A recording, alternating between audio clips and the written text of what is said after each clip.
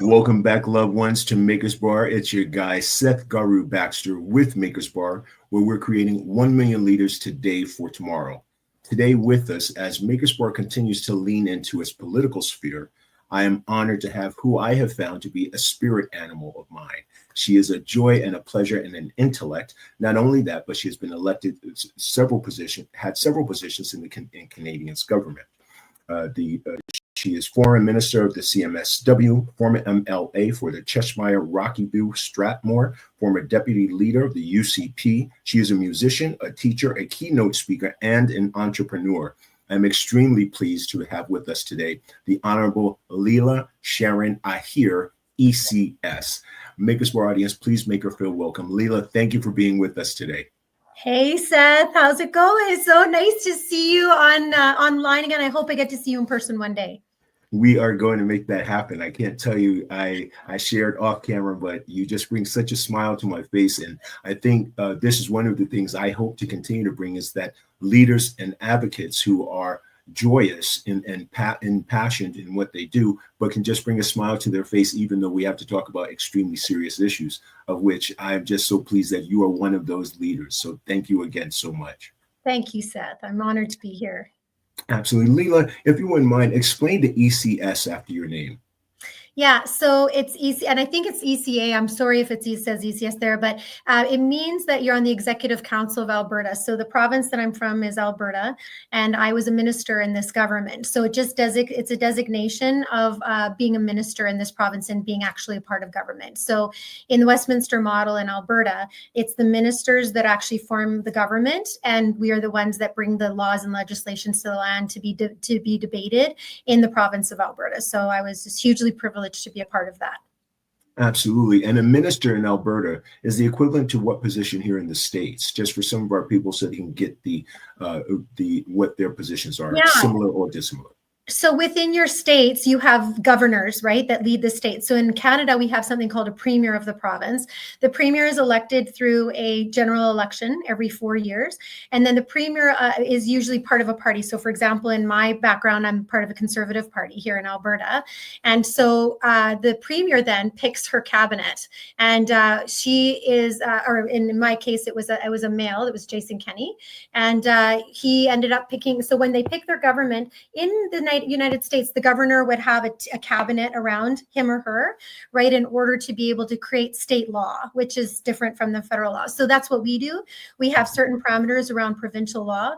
And then as a minister of that crown in that province, we work with our head of our province, the premier, and to create the laws that are provincially allocated for that province. So, and every province, like the states, have different legislations on, say, healthcare, justice, various things. There are things that overlap with the federal governments, but generally speaking, there's a fair amount of autonomy for the provincial governments, similar to the state governments in the United States. It makes sense. And so what led you on this path growing up? Tell me about your background. So I've been involved with politics my whole life. I think I've been door knocking since I was like, I don't know, 7 or 8. I was really interested in one of the counselors. I'm one of those kids, right, who's really interested in the counselors and wanted to get like things done in my community. And so I ended up working on campaigns and door knocking for everything from diabetes to heart issues to, local politicians. In fact, one of the women in my small community who really, really led the charge for women in politics, she ended up bringing on young people to work on her campaigns back in the day. And door knocking in rural areas, to anybody who's done politics, is a whole other thing. You're got miles between houses and humongous driveways and big dogs and all sorts of stuff. And it's a real, and you're usually having, sometimes hour-long conversations with a constituent. And at the tender age of 11 and 12, it really is it's very impactful and helps you to set you on a pathway to, things that are important. And then in it would have been 1985, 86, there was a movement that started in a place called Caroline, Alberta, which was called the Aryan Nations. And it was a white supremacist group that really got some traction here in Alberta. And so I was like one of those kids again. I went every time there was a rally, like I was there. And my mom and dad had dropped me off at this new mall that had been opening, and it was really cool. Anyways, I was there, and there's a huge gathering in the parking lot, and I went over and marched over my little self and tried to find out what it was they were talking about. And they looked at me and they're like, well, who are you? And I said, my name is Leela Darcy. That's my maiden name. And what are you guys talking about? And he said, well, what is your background? And I said, well, what do you mean? He goes, well, I said, I'm Canadian. Like, what's your background? I said, well, my dad is Indian, from India, and my mom is Irish, right? And he proceeded to tell me I was an abomination. And even at the tender age of 15, I'm like, pardon me, and I said, well, prove it. What do you mean, like an abomination? Well, your father has, integrated his culture into the white Christian line and demeaned the, this line. And I was just so shocked. I'd never been spoken to like that in my life. I didn't even know that kind of stuff existed in Alberta, let alone, you see things like that globally, but I had never experienced it firsthand. So I immediately went home, and my principal at the time, Mr. Thomas, who I'm still friends with to this day at 54, just to give you an idea how long I've known him. And I was 15 at the time.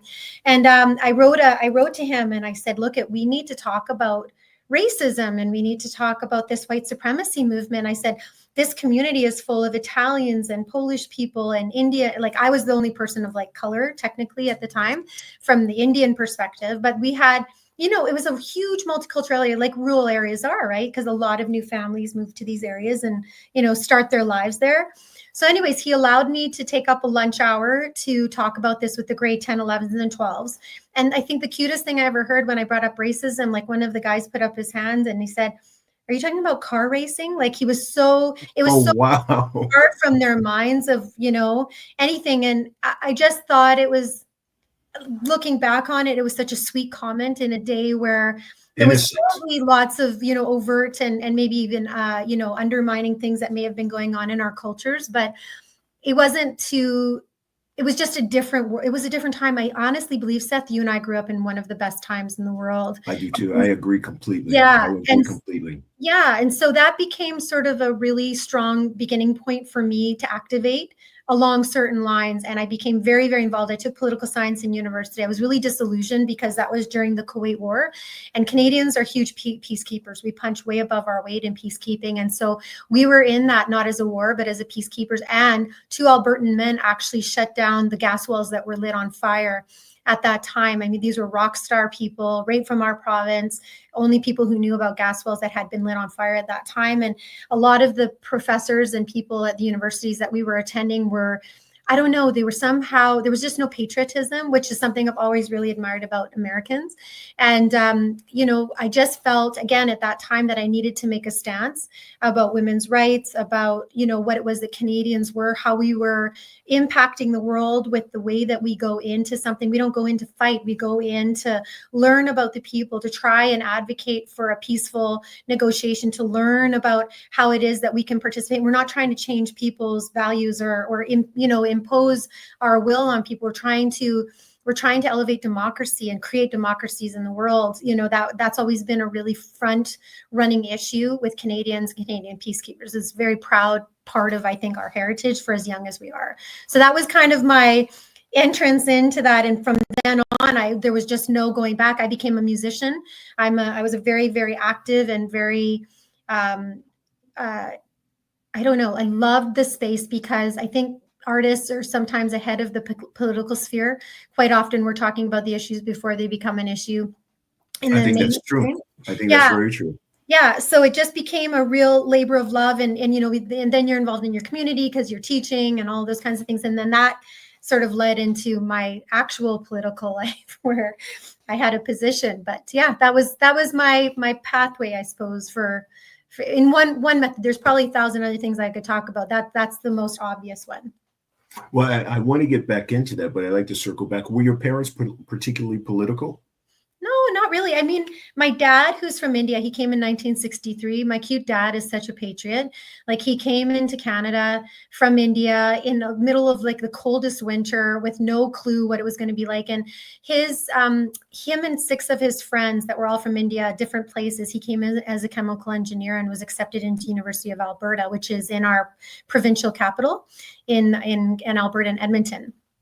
And he came in, and this cute little woman, my grandma Pansy, and her husband George Strange is their name, George and Pansy Strange. They worked with an organization that helped with immigrants and families and, with single women, like back in the day, like this is 1962, and had an organization that collected clothing and various things for people. She's just an amazing woman. She didn't have children of her own. And she sort of adopted these 6 boys from India and brought them into her home and taught them all about Canada and Canadian issues, and how to get from point A to point B, driver's license, and basically gave them a home for no other reason, just typical Alberta style, put your arms around people, bring them into the community. That's what we were like once upon a time.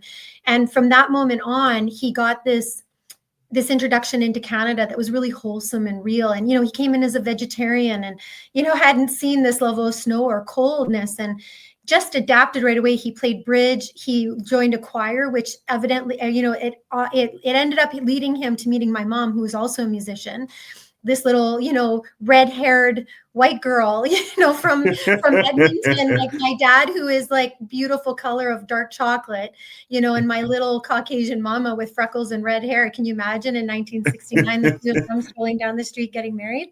Sure. They were just such a product of not really caring about what people thought. And it wasn't like people truly accepted their decision to get married at the time. And they just did. And they just became that thing that led by example. You know what I mean? It wasn't like we were activating about it. And then my grandmother, who on my mom's side, she was not particularly thrilled about my mom and dad getting married. My grandfather adored my father.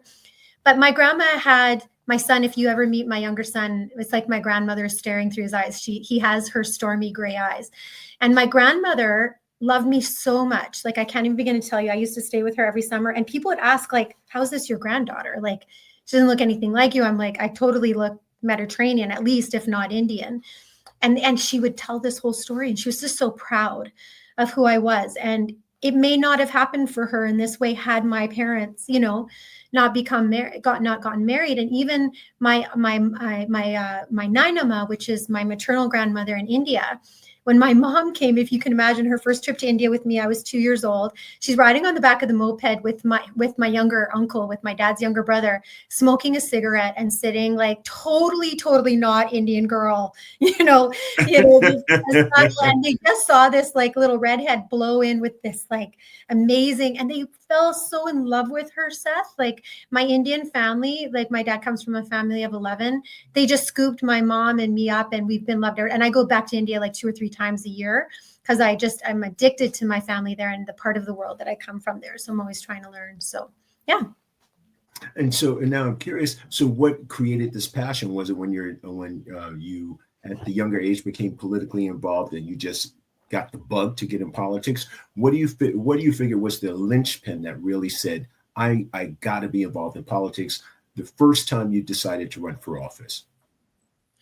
Well, in all honesty, I think that I think I was sort of forced into it. To be honest, I always worked in the background, right? I never expected to be in the foreground of this. I mean, when I was younger, I wanted to be a translator, and work at the United Nations, and and I'm not still, I still love that whole side of things as long as it's realistic to the world that we live in now. I have issues with that organization too, but that's a different discussion for a different day. Having said that, though, I had a music studio, so I'd been volunteering and I've been, working in my community forever. And there was a change in politics that was happening in our area, and the candidates that we had been supporting had crossed the floor and had basically gone against their mandate for which we had originally elected them. So I was asked to run, and I said no for 2 months straight. Like I said, I don't know why. Like I felt so out of my wheelhouse, like total imposter syndrome, right? And so then they finally came to me and they're like, look, you're the best person for this. They wouldn't lay off. And this is like 5 white guys. Okay. They wouldn't, it was unbelievable. And these were like, they're dear friends of mine. I've known them and I'm sorry to say their color, but I just want people to understand, like, as an ethnic woman, how I came forward. I would have never had this pathway if it hadn't been for my brothers, who loved me so much and felt that that I had the capacity to do this. So literally I'm like, and they're like, you can't keep complaining about things and not have a platform and come forward. Like they totally guilted me into it initially. So then I went to my little photocopier. I photocopied my little flyers with like a really horrible picture of myself. And I started door knocking that day, got my application in, did all of the things, ended up getting my nomination. And then I only won that election by 260 votes. And I ran against one of my closest friends who I had helped get elected. So it was really hard. And I stayed out of the dirt and out of the mud. They tried to drag me in 150,000 different ways. And I just refused. And after that, it was just forward. You had to gain the trust of people, because when you only win by 260 votes, there's a lot of people who did not vote for you. So Yes. the whole work then at that point in time is convincing why you're the best candidate, earn their trust, not be offended by the fact that they didn't choose you, because it doesn't matter at that point. What matters is that you make the opportunities to be available and always there at every event, everything. And I ended up becoming, I had several different portfolios as an opposition member, and then became the deputy leader of our party when it unified the two conservative parties, and then went in to become a minister. So that was that pathway. But it was quite a time. Like when I think back on what we accomplished at that time and the difference of what was the office? What was that first office? So the first office, I was the energy shadow minister. So I did energy and then worked on electricity. Then I had children's services and status of women and education. So there were massive portfolios. I was on such a fire hose, holy moly. But but when you're in opposition, you don't have the grace of government and all the bureaucracy that goes along with it. So you have to learn everything on your own. If you make a mistake, it's forever written down in the history of the Hansard, as we call it, which takes notes of everything you say within the legislature. I had a ton of media time at that time because I was sort of an interesting person to people, because they'd never seen somebody like me in a conservative movement who considers herself, I'm like a center, right? Being in a fairly, hardcore conservative group, trying to pull them into the center, which was always the goal. I think there was things that we succeeded on and things that I will always look at as immense failures on my part, but it was a learning opportunity. Failure is not failure, right? It's growth opportunity. Absolutely. So now I was just talking to my friend Anne before I came into this meeting with you, saying about how important it is right now to build the momentum of the center. And that if we keep having these two-party systems and only voting on the left and the right, there's 80% of us that are completely missed out. And we've just got to make the real issues, the important ones, and get away from these smaller. I'm not saying the issues aren't important. To a person that is caught in the middle of that issue, it's an important issue.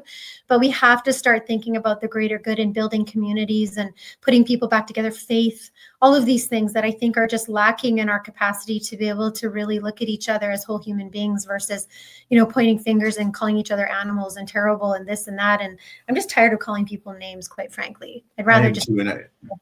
I think you bring up a very interesting point, and we did discuss this, that considering the last election has really set things as such a blaze. It looks like not only for America, but Canada and the rest of the world, we're looking to find a centerpiece, a grounding. Yes. So, and I think I find it fascinating that in some of the conversations I've had of late, there is this somewhat of a lost feeling, and Maker's Bar is hoping with leadership like yourself that we can find communication to bring us back to that center. Now, speaking about coming back to that center, an issue that you feel right off the bat, and I have a couple of different issues I'm curious to hear your perspective on, but an issue right off the bat that you feel is one of those issues that not only for Canada, but that you see over here as well. What's an issue you feel can bring us all to that center ground where we can communicate about it effectively?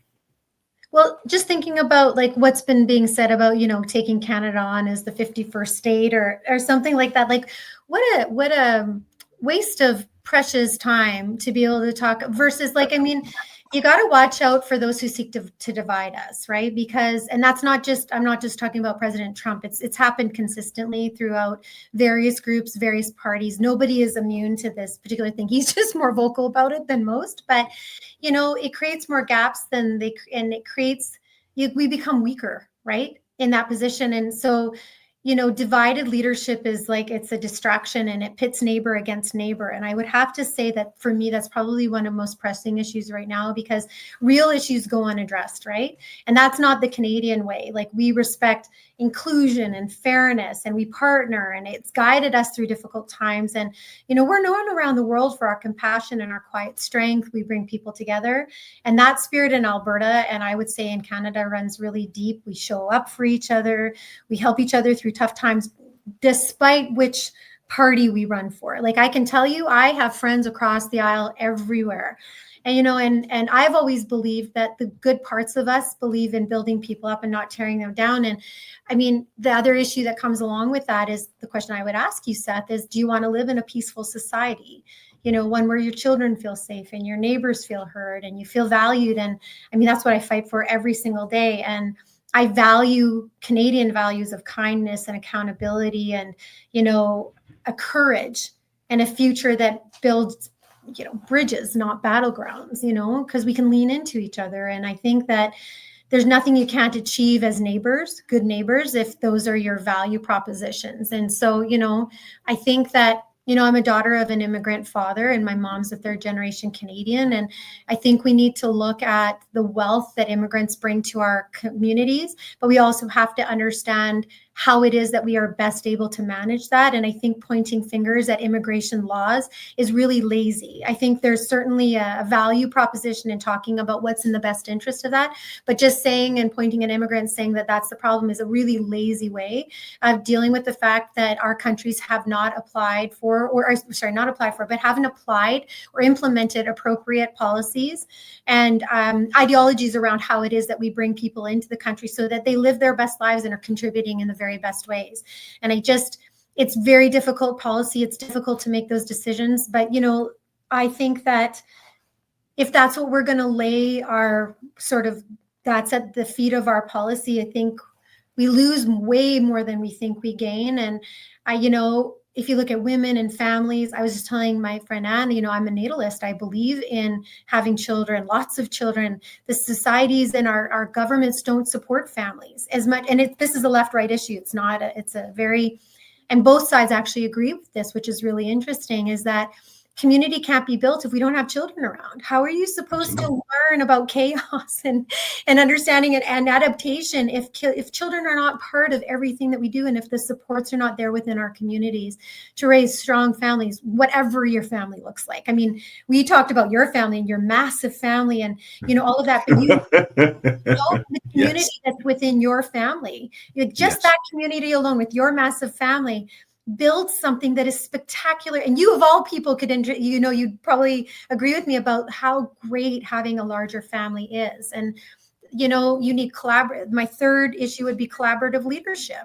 It takes courage and compassion to listen and to show up and to, not to talk. You can't just show up when it's convenient, but when it's hard, right? And that you put people before politics and servant leadership. That's all lost right now. It's all about follow the leader. It's all about, my leader, my God. There's a God gap, right? And so interesting. A God gap. Let's go into that a little bit. A God gap. That's very interesting. If you lack faith of any sort, spirituality, whatever that is, and I'm not saying, I have lots and lots of friends who are all over the spectrum from not believing in God to being like hugely ideological believers in one faith or another. That's not the issue. The issue is that we all are looking for something bigger than ourselves in order to put our faith into, because science can only take you so far. The realities of everyday life can only take you so far, in my opinion. I think that it's deeper rooted than that. And I think when you're looking at, it will always be filled with something, Seth, whether that is your God, your ideology, your whatever it is, something will fill that void of lack of connection. And the more that we try to, again, if you're pointing fingers at faith, of course, humans have made lots of mistakes throughout the history of the world, and nobody is free from that. Not people from India, not Americans, not Canadian, nobody, no culture is free from hurting their own people. Slavery at one time was acceptable way of doing business. Who stood up for that? It took an entire generation of people to say no to that. But our own countries in India and Africa, our own people enslaved our own people To suggest that it was just another country that did it is ludicrous. We had our own issues within our own countries, right? Like we have to Absolutely. we have to acknowledge those things. I mean, I can speak from an Indian perspective, certainly, but every culture has done this in some way, form, or another. And if you don't acknowledge that we were there at one point in time, we can't realize that these ideological, the ideals that come from what people consider as principle, which in my opinion is lacking in the ability to actually have a conversation. The minute you lose nuanced conversation, you cannot create good policy that is thoughtful and middle of the ground. It might not be perfect, but at least it's heading in the right direction, right? And you have to listen to people. You have to build trust, right? Absolutely. So that God gap for me is massive. I mean, I come from a Hindu background, but I was also raised sort of like half Christian, half Hindu. I mean, it's as interesting and as dynamic as possible, but I have such a deep and love respect for faith in general, for spirituality, for culture. I'm not trying to change people, but I will enforce following the laws of the land. There cannot be a different law for a different group, for different people. We either have the right to exist fully as completely developed human beings, and however it is that we profess to live our lives within the letter of the law that we have created in our land. That I will not, I can't deviate from that. And, like, for example, for some people, the God gap will be filled with drugs and alcohol. For some, it's other addictions. For some, it will be ideological premise or misinformation, whatever it is, there's lots of different things. So, I think that if we're looking at solutions to issues like, housing and even housing, that's an infrastructure issue. I think that is solvable by a good economic premise and an understanding of what our responsibilities are, human rights and everything involved with housing. But if you're looking at how people are getting into these situations, the lack of community, the inability to help people where they're at, trying to get them to understand the future of their lives, helping people get out of addiction, all of these sorts of things, there's 1,000 different ways that you can do it. There's no right way, but people would rather just point fingers and use that as a divisive issue to get elected versus actually looking at solutions that cross party lines. I think you bring up a very interesting point. I want to go back to some of those issues, but you mentioned losing the art of nuanced conversation. And I think it's gotten even more feverish, the name calling, as opposed to the discussion of ideas. And I think that's going back to when we were talking about meeting at the middle of the road, the idea is to meet on that bridge, coming from two opposite sides, but meet at that center and see where we can go back to our respective corners with the solution that fits both. And that is the engagement of nuanced conversation is key to that. Being able to say, here are the issues without name calling and saying, now, what are practical ways we can resolve this? That to me is what we're looking for. And speaking about that, so one of them you mentioned was a middle of the road issue is Canada becoming a 51st state. Yeah. I'm sorry, I love you, Seth, but I'm really not interested in joining your country. Okay, so that's an off the table issue. Yeah. Well, my God, if it's an issue, we're in trouble, my friend. I think the issue is that so many issues are being left by the sidelines that actually need to be dealt with as a result of that, right? Yes. And then, so I guess one of the issues that I would imagine would not be it's challenging to find the middle of the road would be immigration. Mm-hmm. What's your particular stance on that? Is there a middle of the road that both sides can come to terms on and begin conversations? That's going to take some time because we've gone down a road far too far at this point in time where everything is polarized. Too much name calling and too much lack of nuanced conversation pieces. Yeah, I'll share with you some of the things I've heard. One of the things that has to happen is that you can't represent people you don't show up for.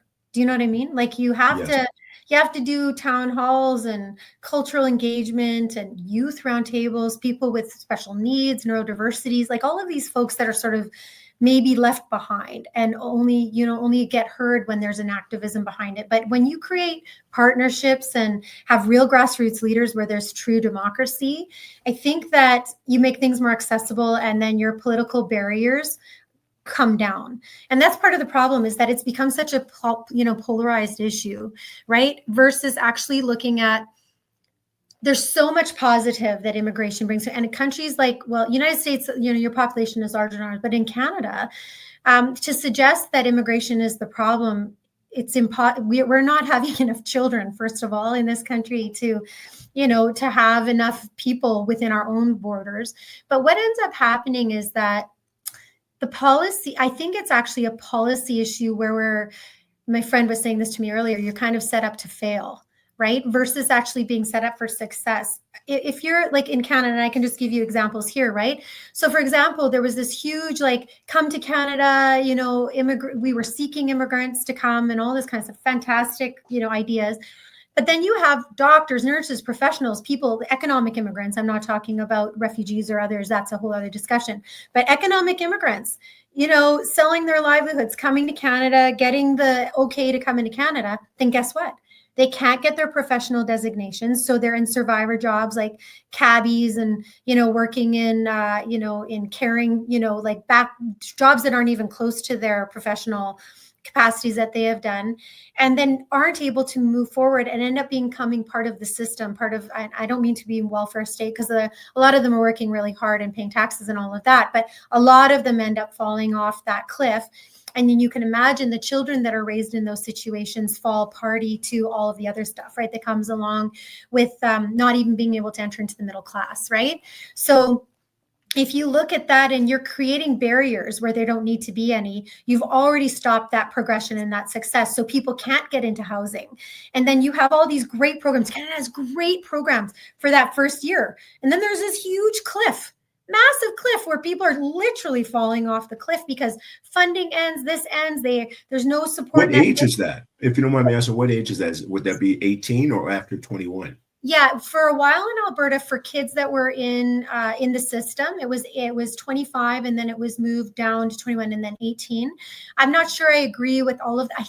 I think that the ages have to be based on capacity to some degree. I think making just overall legislation like that is really difficult, and I've seen it fail. But for example, for immigrants, right? We had all these students coming in with the idea that eventually, when they've been educated here, and put their time and energy into Canada, that they'd have the Canadian experience and they'd be able to apply for jobs here. Well, we make it almost impossible for that to happen. And even families that are coming, that are already educated, that have high education, that are coming here, we're not able to put them into their professions right away. And we are lacking in professions, let me tell you, especially around doctors and nurses and frontline workers in healthcare.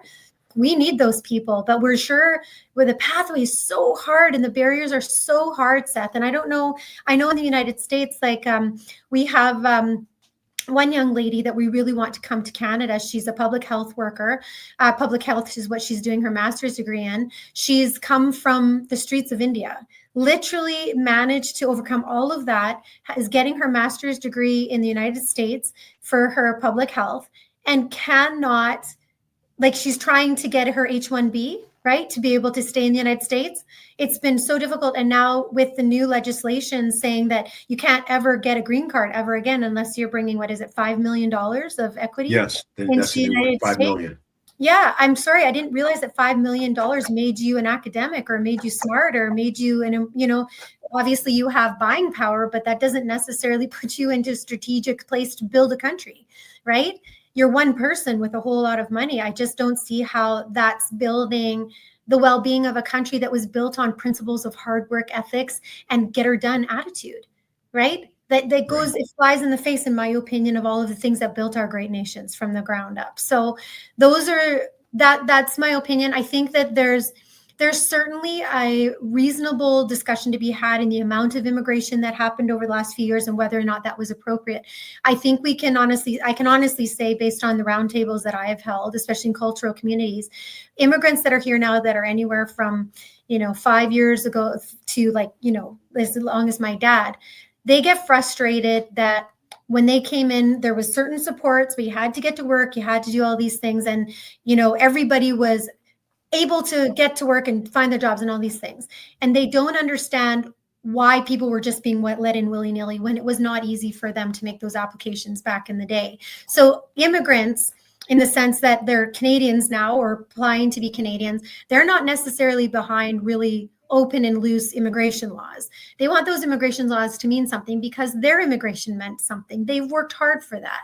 So I don't think it's just coming from a group of people that would be considered just hardcore right conservatives or anything like that. I think there's actually a general feel that we were not able to support the amount of people that came in, and therefore we're at this housing crisis. We're in these issues of, not being able to put people into the jobs that they need to, potentially people being deported, leaving, whatever it is, right? There's 1,000 different things we could talk about, and I'm sure you probably have lots of experts that know more about that than I do. But I mean, if you're going to invest. Don't invite folks in and then not have the investments ready to make sure that those people are successful, right? So many immigrants are small business people. Make sure your small business loans are reasonable. Make sure you're preparing for their economic future. Create meaningful and well-paying jobs. And governments are not responsible for making jobs. Businesses are. So allow those businesses and corporations the ability to have less red tape and bureaucracy to create businesses that allow people to get into those spaces and make their way in a world that makes them a whole bunch of promises, and then they come and those promises are broken the minute that they land on our shores, right? A strong economy doesn't leave anybody behind. Now, in talking about immigration, so that is a particularly sensitive issue currently in Canada, as far as working on immigration laws and issues? I would say so. It's become very polarized.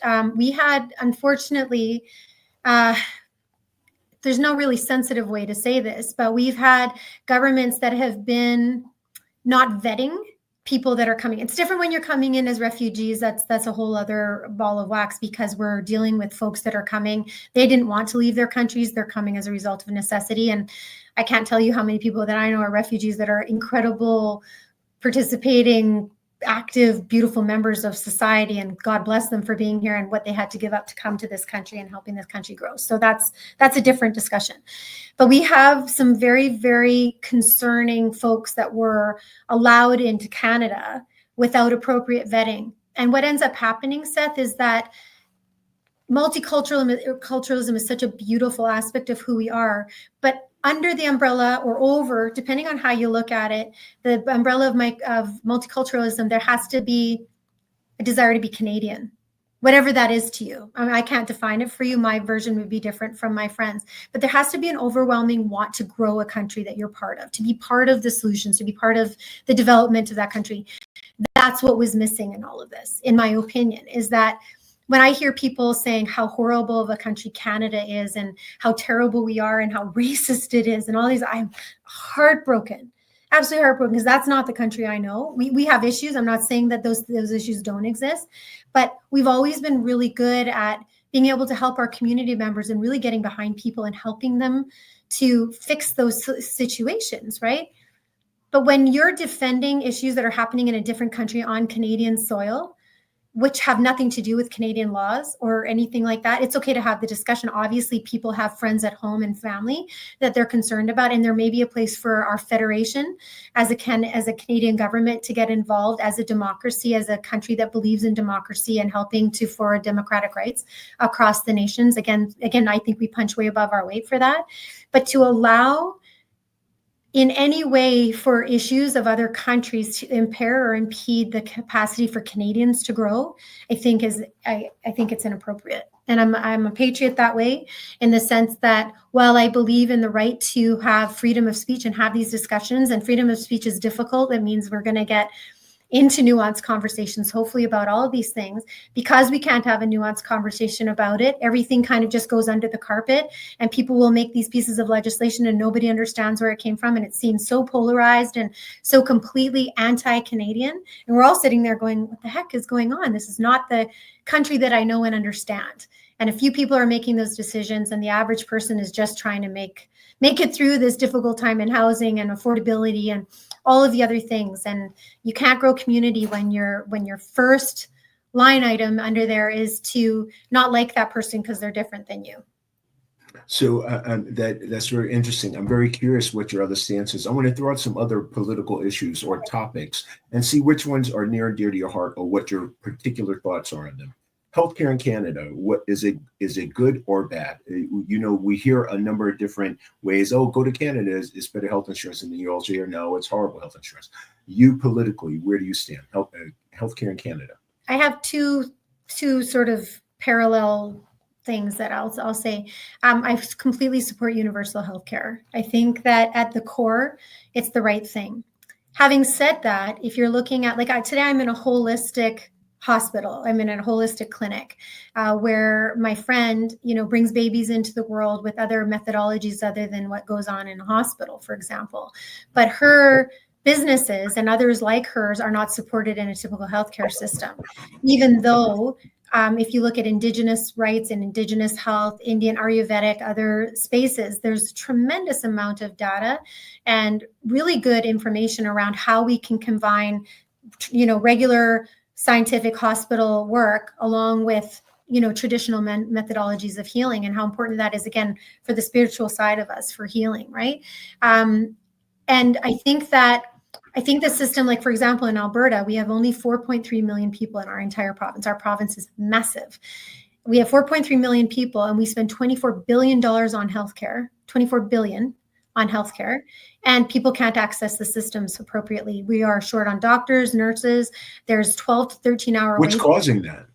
It's everything. So the system is set up so that there's only certain pathways into the healthcare system. So you have your doctors and all that. And because people think, this is why the other side is also important, to have a private public healthcare system. I think that there's a hybrid system, because the average Canadian thinks that healthcare is free, and it's not. We spend tremendous amount of tax dollars on a healthcare system that really has a hard time serving its people, because so much of it goes to places where there's no accountability around whether that's management into a system. The actual, like, if you look at AHS as a system, I think actually their operating system is quite good, but where it is lacking and is actually getting to the frontline services. There's so much of that money that is lost in the bureaucracy of running the system that the actual dollars aren't going to the people and to the actual service of people and what healthcare is mentioned. I mean, it's not a privilege, it's a human right.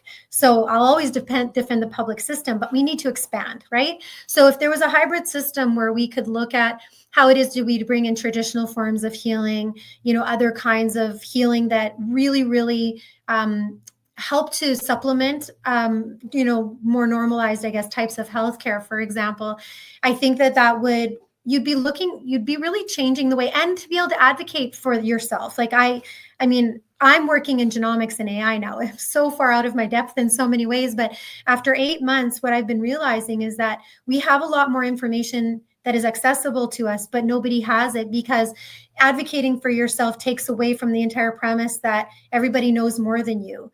In this day and age of information and AI and humans and all of those combinations of things, there's absolutely no reason why any person should be denied healthcare. There's no reason. There's so many ways that we can save money on one side, Seth, to be able to put it into those frontline services to make sure that every single person can access healthcare, that your workers are respected and supported, all of that. But the failure of the system right now is simply because the status quo refuses to change. People are afraid to shake up those systems because politically it's very, very it's not supported. And if and I actually, a lot of people say, well, it's the public service, it's unions. I don't agree with that. I think that given the opportunity to look at how everybody can do well, pay your doctors and your systems appropriately, make sure that the systems are working up, to the benefit of the person, and being able to give people the information to advocate for themselves, right? If we look at pharma, for example, God bless them. I mean, they come up with everything that we need on an everyday basis, but I can tell you from my perspective, I used to get these horrible migraines, right? So I lived on Tylenol, like candy, popping it just to function every single day. And then my neurologist, I finally got into with a neurologist after 6 years. 6 years. I finally got in to see a neurologist. And he put Botox into my head. He puts these injections into my head. I never thought that would, I'm not that I didn't, I was willing to try anything at that time. Do you know I have been migraine free for almost 9 months now? I never knew what it was like to live without a migraine. Now that doesn't mean that that's going to work for everybody, but that's not an option that's within the healthcare system. I have to pay for that, right? So alternative healthcare should be included in universal healthcare. Yeah, and I don't know. I'd have to ask people like Anne and others if the name alternative is even the right one. I think sometimes that gives the impression that it's not as valuable. I think healthcare it does. Do you know what I mean? It does, but I think it's appropriate. I think it's appropriate in the sense that it's alternative to mainstream. Yeah. Yeah, I agree. It's all turned to mainstream, for lack of a better description, but it definitely has a poor not the most favorable reputation considering things nowadays as far as mainstream healthcare is concerned. I agree. And I think that mainstream healthcare will do better if it advocates for its patient. If your patient wants to have these opportunities and these options, why not offer that in a system that is spending well in the United States? I mean, even though your system is different than ours, are people actually getting the healthcare that they need? You know, what is, you know, like if you have a baby in Canada, I'm not sure how much it costs to have a baby nowadays in Canada, but that goes to the taxpayer. You don't have to pay anything. You go to the hospital or wherever, you know, have the baby. But did you know you can't stay in the hospital now? Like you're literally have your baby and you're discharged. So just like a few hours after you popped out an 8-pound, 12-ounce baby, yeah. Okay, 2 hours are gone. A couple hours later, they make sure that you know that you're passing certain tests, that you're able to have a bowel movement or whatever, and away you go. And then, you know, in cultures like mine, where your mother-in-law comes and stays with you and your mom moves in with you for a couple, it's different. We have family supports. The average person doesn't have that. They're going home with this brand new baby. All of the things come along. They probably haven't even had proper lactation specialists come in about breastfeeding, or if they're choosing not to breastfeed, whatever it is, to make sure that their first few weeks with this little munchkin, you know, has the best opportunity to, like back in the day when I was having babies, a nurse practitioner came and visited you. And when I had C-section, so I was in the hospital for a little bit longer even the difference in 20 months between my first baby and my second baby, my first baby, I was in the hospital for over a week or so, and they just took such beautiful care of me. My second one, they were kicking me out as soon as I could walk. The minute I was able to up and walk, and that my internal function was working for the most part, I had to move on. That was it. That was the end of it. You know, and so wouldn't that be a concern to some degree? Well, again, I think that there's other experts that can talk to you about that nurture versus nature sort of side of things. But as a mother, I can speak to you very organically that while you don't want to stay in the hospital for an extended period of time, there is something really beautiful about somebody coming and visiting you, helping you learn how to bathe your baby, you know, diaper changes, all of the things that come along, little things that you may not think of. You could have read every book in the world and it goes out the door when you see that little sweetie pie.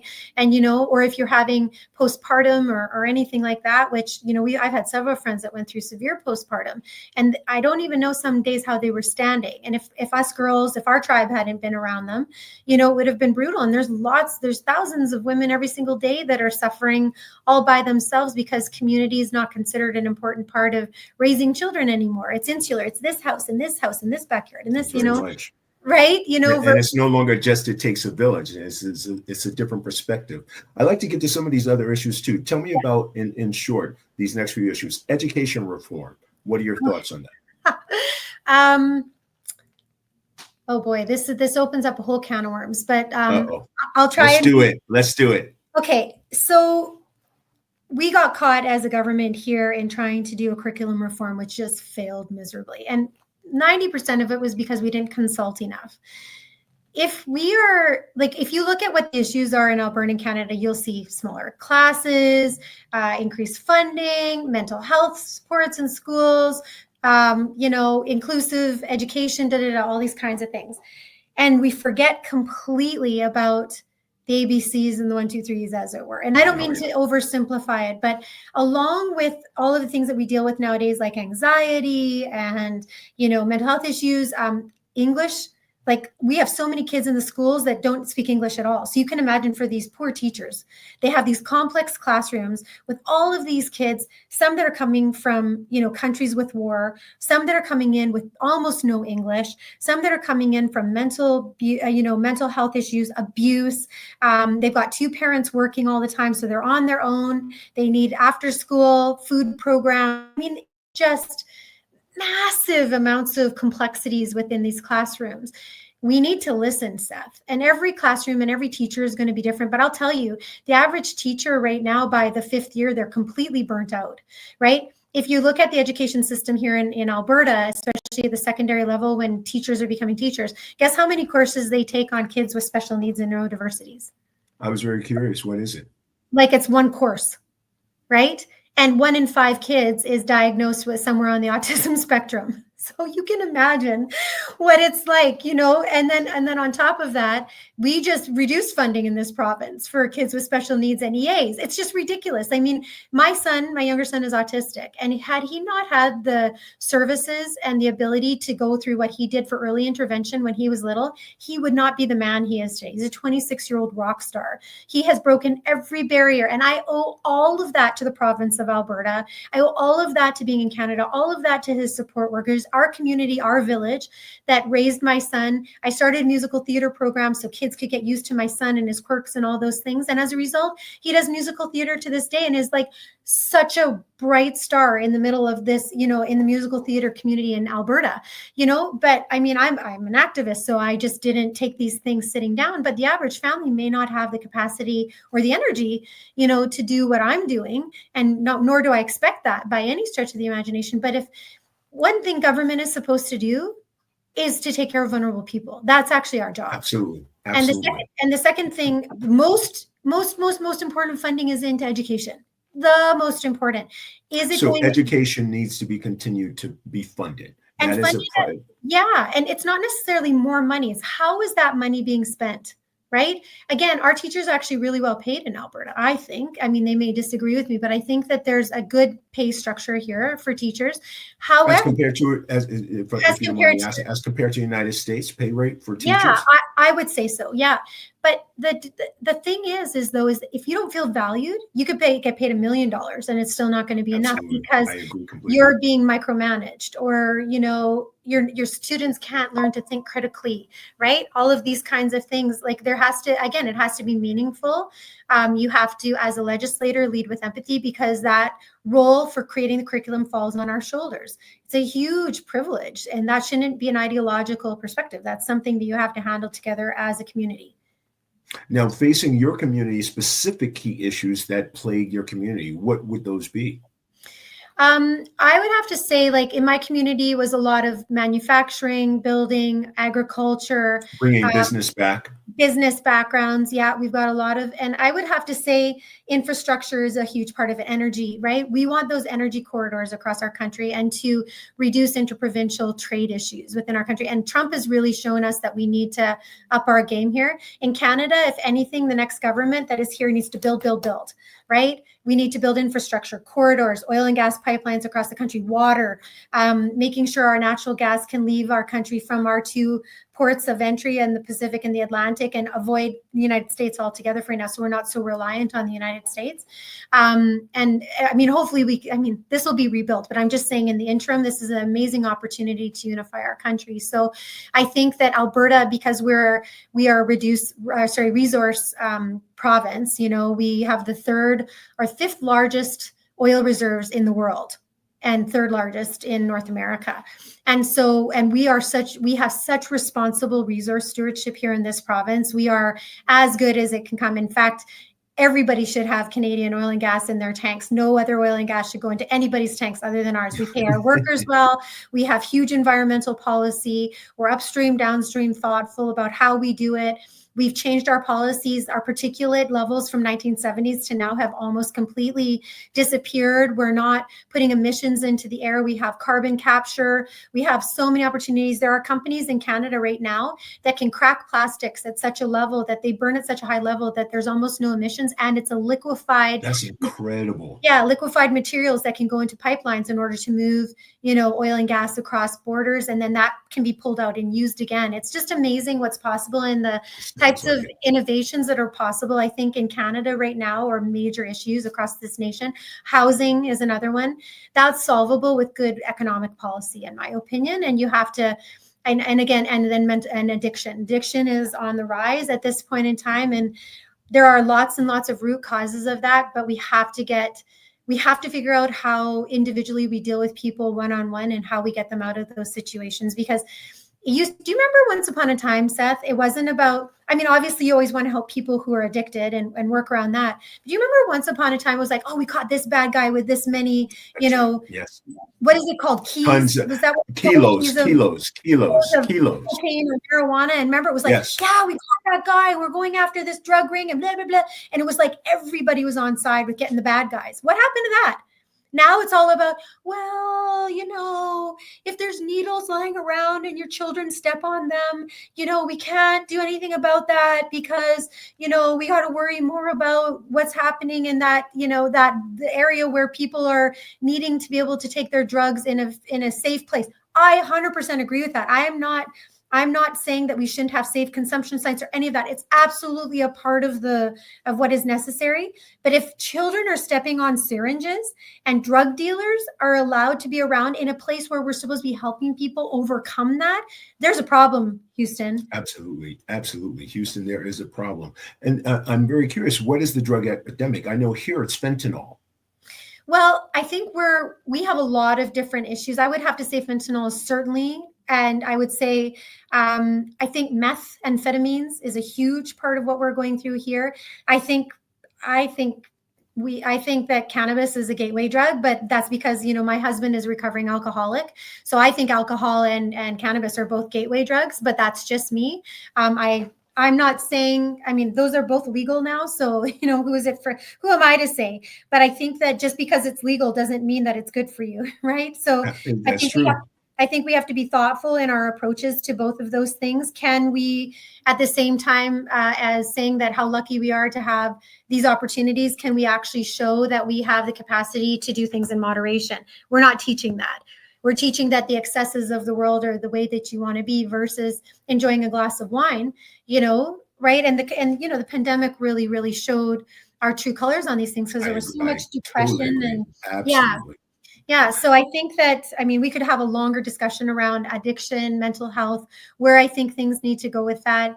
I think that the private sector could be a huge influence in how we do that, because if people are giving jobs to folks, like if you're on a rig, bringing up oil and gas, and you're responsible for 5 guys and living a bit, in leveraging a bit out there that weighs like 250, 300 pounds, you can't be high.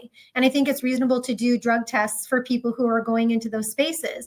But now, just like, and we were talking about this before, the lobby is for human rights and the right to not be able to do that because it goes against your human rights. Well, if I'm on a rig with you and I'm depending on you for my own life, for you to be able to do your job, and if you're high and I die or somebody, then you should be liable for that. And so should the company. So I don't mean to oversimplify, because I'd rather deal with the addiction and help that person, but that person can't be helped if their rights as a person to be able, their rights of their body or whatever it is, their choices that they're making, step into my rights of being safe, right? And I think that discussion can be had in a lot of different areas that we have discussions about. I completely agree. Now, you guys with the Prime Minister, what is this going to look like? Since this question is plaguing a number of people. So what is going to happen with Canada's leadership in government? And then I'd like you to go into your future plans for running again, if you are, and if not. So let's start with the first one. First one being, what's going to happen with your election? Do you have an insight? What do you think? I change day to day. I think that at this point, I think that people are scared.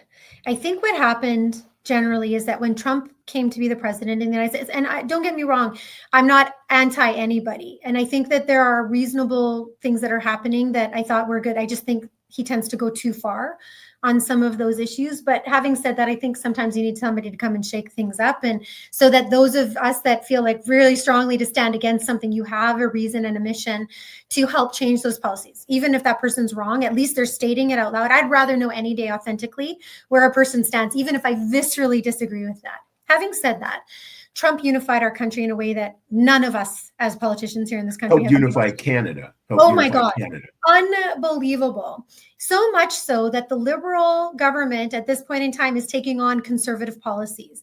One thing that I was reading something the other day that was very profound, Seth, in that if you look in the United States, like over your governance, like if you looked at some of the, different governments that you've had, different presidents that you've had, one thing that was really telling like 20, 25, 30 years ago is that one president would come in, the next president, even if they were from a different party, would retain a good chunk of the policies that last government had done because they were good policies, not because they were left or right or ideologically one way or the other, Democrat or Republican.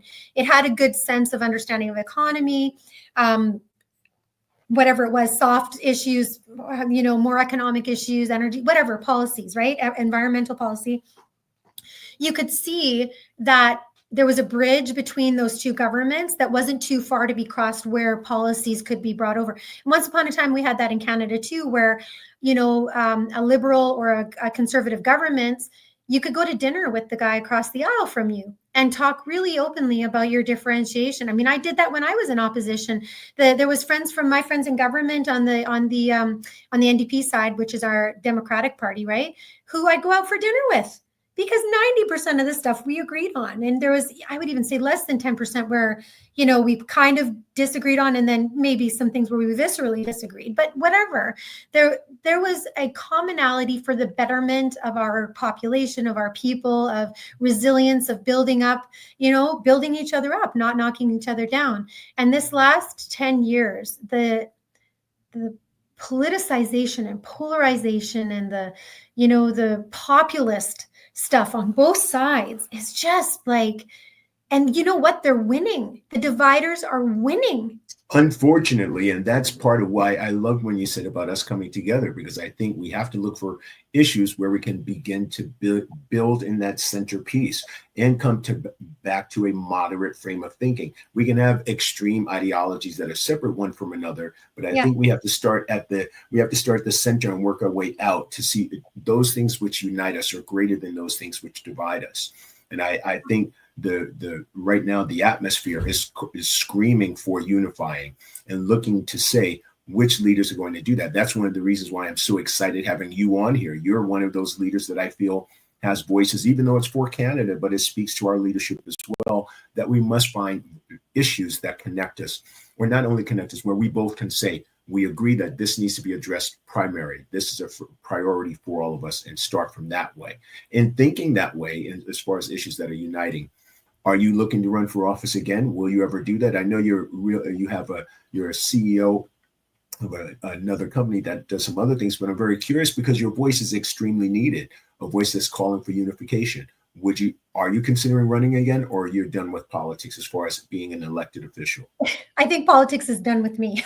I think I'm too vocal now. I think I'm probably unelectable really at this range because I do have a voice, and that's not what the parties and the kingmakers are looking for. They're looking for quiet little girls. They're going to sit quietly back and just kind of, and if there's an issue of choice that, runs deep within the ideology of the party, they might give us a moment to come forward and have that perspective. And this is not just a conservative party. This is an issue across all parties.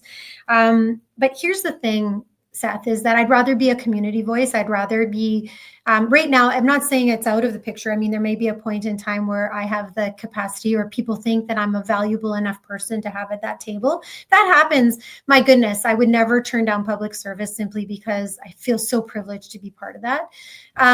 But in all honesty, we can't be check boxes. I don't want to be a check box. I don't want to be tokenized because I happen to be an ethnic woman. I didn't know I was an ethnic woman until I was a legislator. I didn't know that was important. I just thought I was a really great community person, that I had these lovely people that supported me, that I was able to help, right? And that I had a voice that would not be turned down. You can't turn the volume down on people who are willing to step up and do these kinds of things. I thought that that's who I was. I didn't realize I had to be an ethnic woman and be tokenized in that space to be valuable. I didn't realize that that was important. So I'm not interested in being a checkbox. I don't think anybody should be, you nor I nor anybody else. I think we need a foundation of good governance. I would love to create permanent advisory councils that regularly have to report back to government in a transparent way, that really show what's happening at the grassroots level, that are nonpartisan. You can have partisan people come to the table, but that's not what they can have with their agenda. They have to look at really looking at the councils and meeting with the people at the various levels of government to make sure that we're on track to being able to understand. I think that Indigenous peoples, newcomers, youth, to us LGBTQIA, all of those different groups, they're not marginalized. These are powerful people. They're only marginalized because we call them marginalized. There's nothing marginalized about a person who's had to fight for who they are. Okay. These are people who stand. That's a great way to put it. Actually, a great way to put it. yeah, like I listen and acknowledge and am honored and am inspired every day by people. Again, I don't have to agree, but I need to listen, right? Like I just think that if we look together, like look at, the world is now a majority of minorities, right? It's not just one side or the other. I mean, India has 1.4 billion, China has 1.4 billion, Africa nations altogether are just, under the 1 billion mark. Like these are huge populations. It really, really outnumbers the whole rest of us. I mean, I'm brownie brown. I'm in between. I'm beige. Like I don't even count really in the grand scheme. I'm brownie brown. Yeah, like, so if you look at that, if you look at people with disabilities, these are disability. We all have a disability. I can't lift the same amount that you can. Does that make me disabled? No, it's just the body that I'm in. So let's stop looking at people like that. Let's acknowledge their strengths and see where they, it's about an attribute that participates and contributes to society, not how you don't contribute. My God, what a horrible way to look at the world. It's just so disingenuous, right? So representation needs to be structural, not symbolic, right? I like that. Great way to put it. Get to the guts of it, right? And I don't Absolutely. I don't know. I think that I always admire, if you look at somebody who's a single parent, right? Working 3 jobs.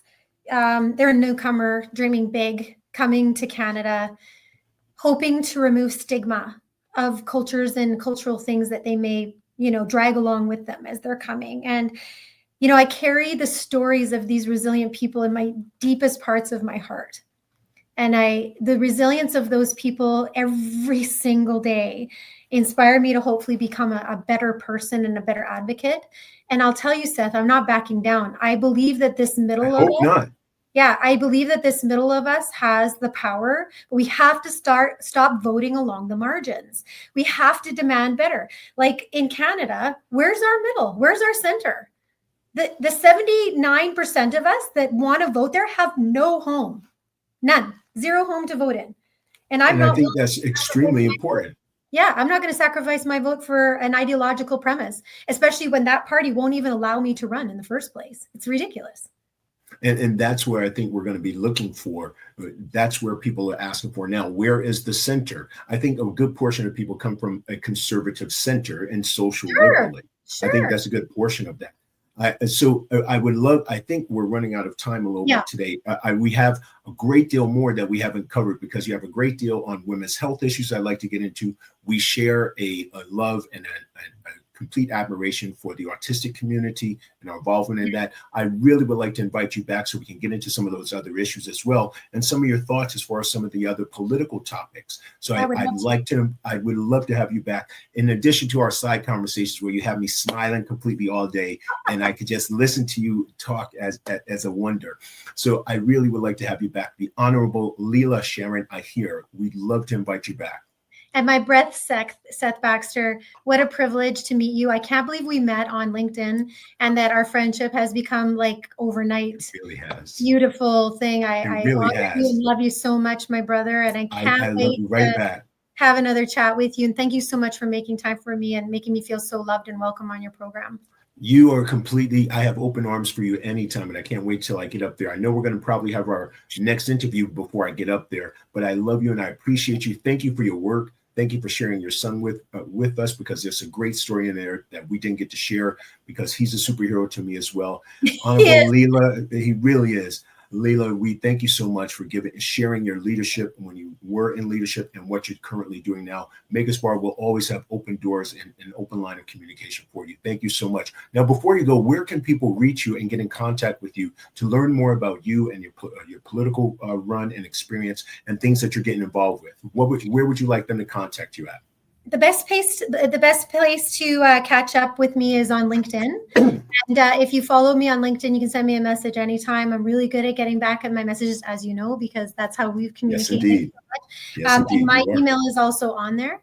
And it would be my absolute privilege to be able to share and talk with people. And I think, Seth, if you and I can start really a movement that requires our legislators to have a different level of accountability, it's going to take us time. It's not going to happen overnight. Absolutely. But absolutely. That's my goal. Yeah. That's my goal. In connecting with some of the people, I've met so many incredible people, and you bring particularly to my heart so strongly of late that we're looking to see where we can use our resources and not just talk about it via interviews and these great relationships, but actually putting those resources into action. So I'm all about it. Make a Smart audience, we want to thank the Honorable Leela Aheer for joining us today. And again, I always end the programs with saying, pardon me, the Love-olution is the revolution that you want. Let's create a revolution of love. Give love and shine your light brightly to everyone that you meet today. This is Seth Garu Baxter from Maker's Bar with our incredible guest, the Honorable Leela Aheer. We thank you so much. Peace be unto you, and we look forward to speaking to you again, Leela. Peace. Peace.